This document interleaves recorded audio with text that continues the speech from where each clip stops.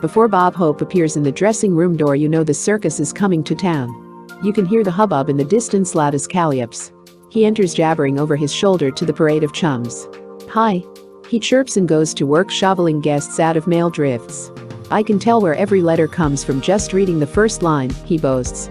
He picks one at random and reads, "Will you do me the honor?" "That's England." Formal with a heart of gold, good old England. He grabs another. His face blanks out and he does a double take. It's in Finnish, a language in which Prof. Hope is obviously not at his best. He pulls a sleight of hand, takes a peek at the postmark and cries, "Finland, dear little Finland." Pays her debts and helps feed Hope besides, bless her heart. All the world feeds Hope and vice versa. It's not just laughs he feeds them. He gives benefits from pole to pole, to feed blubber to Eskimo, poi to Polynesians, politicians to starving cannibals. All the time, on and off, he gives. The giving not the gagging makes him hope of the world. "My first New Year's resolution," said Bob piously, "is to quit picking on Crosby. After all, Bing's getting older. He deserves respect. I am going to tell the truth on the golf course, even if I play alone. I also resolve to drink more milk and give my head a rest. Rest more and give the nation a rest. Nation won't stand for it." 150 visitors were on Bob's set. He couldn't get through the mob to confer with his writers. The pressure continues right through lunch hour. Bob eats in his dressing room. The telephone jingles constantly as though it thought it was sent to slay. Mrs. Hope calls and Jack Hope answers. "Bob is late getting off the set this noon, Dolores. Shall I have him call you?" "No," says Dolores. "Just tell him I called to give him his daily kiss and find out if he would be home for dinner." She has been married to the chair of 14 years and still phones a kiss at noon. Brother Jack takes care of callers and fan mail. They are heaped together on a davenport. You sit on the mail, and it sits on you. A machine opens letters with the frantic speed of a buzzsaw. A Hindu emerging from the fan mail said he came to report on Monsieur Beaucaire. In Bombay theaters, he said, rows of white turbans rolled back and forth like foamy breakers in hysteric laughter. Basic Bob Hope is replacing Hindustani and ancient Sanskrit. A Frenchman popped out of the letter-opening machine. Tangled in fan mail he got opened by mistake. "My wife, Mr. Hope, she laughs at you," the Frenchman exulted. "It is a miracle." "A miracle? Ha," said Mr. Hope. "But you do not understand, Mr. Hope. My wife never laughs. She sees twice your picture and she laughs." "Lafayette, we are here at last," cries Bob. "La Belle France, I love you." He seizes a photograph and signs it to a French war orphan he has never seen. "Tulane, please laugh at me in France. I need the business." For the past 6 years Bob has been flying round the earth faster than it could waddle round its axis. This year he required a rest. He scooped up Dolores and the 2 oldest kids and went skyrocketing around South America.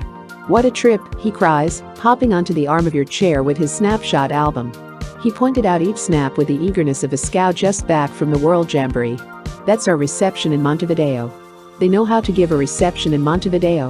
This is Chile, wonderful Chile, and our ambassador Bowers. What a guy. I sat in his office 2 hours listening to his stories. This is our consul in Buenos Aires, another swell guy.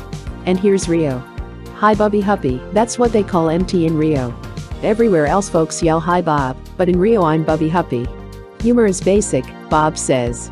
"People everywhere laugh at the same things. Such as politicians," he adds. "This is a great country," he cracks. "A poor boy can grow up and have his daughter sing in the Hollywood Bowl." But Bob succeeds where politicians fail. He flies about knitting one world together with basic laughter. In South America our Latin chums want no dubbing of Bob into Spanish. They say they are learning American from him. Winston Churchill can go peddle his basic English to dinosaurs. Language of the world of tomorrow will be basic Bob Hope. The telephone is tingling. Bob drags it wherever he goes and keeps it under his chair. "They're off and running," he cries, picking it up. "Oh, just my brother hun? Well, where do you hide, creep? Why bother phoning me? Come on over and get hold of my earlobe." Bob grew up with 5 brothers. This may be the reason he is so good at the give and the take. He is philosophic about life's pressures. "You have to go along with them," he says. "If you jerk away, if you try to pull back, you are dead. Not just in this business. That goes for everything." How in the world does he stand the pace, old ladies ask. Well, he takes his vitamins, watches his diet, lays off liquor and nicotine. 4 years ago he quit cigarettes, they hurt his throat. "I have bowling ball tonsils," he says. The doctor wanted to cut them out. "They're not that bad," squealed Bubby Huppy, squirming out of the doctor's grasp. Now he consults the doc by phone. He worries about his health, but only so long as it takes to reach down under for the phone. "Doc, I can't sleep," he chatters worriedly. "I wake up 2 hours before I get to sleep nights. I think I have slow digestion." "Eat less," says the doc. "Eat less," screams Bob. "Who do you think you are, Taft?" In disgust, he slams down the phone.